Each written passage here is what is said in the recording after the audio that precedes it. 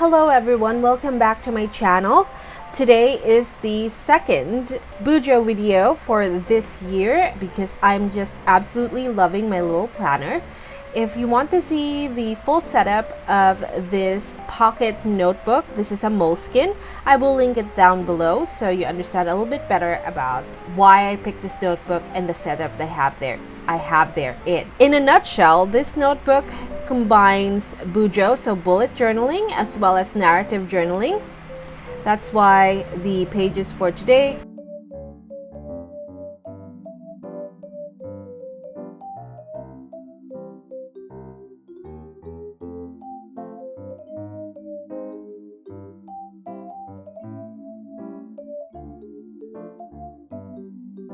This page had already been set up before I started filming, and I wanted to talk about this a little bit. So this is the week 9 check-in, wherein at the end of every week, I want to have a little bit of space for narrative journaling about what happened in the week. And I feel like that's a really good thing for me because then I will be able to assess what happened in that week so that the weeks don't feel like they are the same. They are monotonous. If you don't know already, I am a PhD student and most of the time I just work. With the exception of my hobbies, which is buying stationery, playing with stationery, and filming me doing both things while mainly using the stationery. So at the end of the week, I kind of feel like I need a little bit of a refresh, and the start of that is to assess or just document or write down what happened the week prior. And then across that, I have this page, and this is my weekly dashboard. It's not as nice as I would like it to be. I haven't been putting stickers in my planners or even my journals for a really long time, maybe a whole year, and I've just started to do it again. I wanted to have a separation between the last week and the next week. So these two pages actually work together to cap off the last week and then start the new week. After that, the first page I have on the left is the Alastair Method tracking or rolling task list, but I'm using it in a way that will work for me. I have tried to use the Alastair Method a couple of times before, but it didn't work out. But I feel like this time I have found a use for it, and it is the perfect little setup just to write down all the things that I want to do in the week. And then as an example, for laundry, I want to do it on Monday and Tuesday. That's why I have dots, but unless I have actually done it, I won't check it off. That's just to mark when I want to do it or when is the best time to do it. I still need to do it for the rest of my task list. I will do that later on. Make sure that you are following me on Instagram to see my finished pages of both my Bujo as well as my Hobonichi weeks. After that, I have my dailies, and I'll show you how I make them similar but with a little bit of difference with how I wrote the numbers.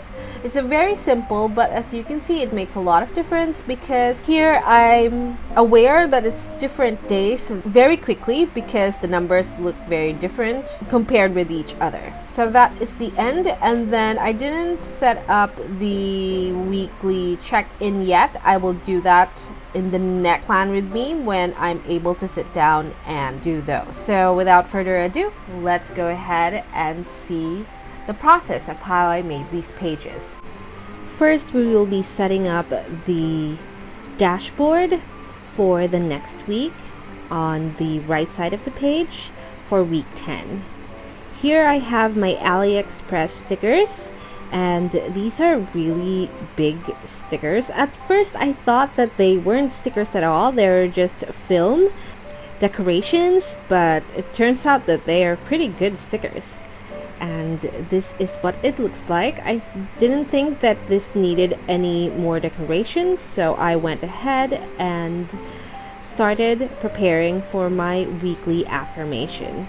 I use the 𝐌𝐢𝐧𝐢𝐬𝐭 affirmation cards for now. I have 2 packs of these, and I just picked one card at random, and today it says, "I am glad to be alive." I thought that was a little funny, but at the same time, I feel like sometimes we forget the little things and be grateful for the little things. And I thought that this was a good affirmation. I went ahead and highlighted the word alive, and I'm writing the number of the week 10, and under that I will be writing the dates for this week, which is March 7th until March 13. So we are nearing mid-March actually, and time flies really quickly when you're very busy. So now that's done, we will move on to the weekly and daily pages. I have a clip from Typo that I'm just going to clip my pages with, and these are the materials we will be using for today. You have seen all of these pens before. I don't have a new pen right now since I'm really loving my brown pens, the Pilot Juice Up as well as the 𝒕𝒉𝒊𝒔. But I did add this pencil, and I'm using it to mark grids so that I can line it properly and quickly.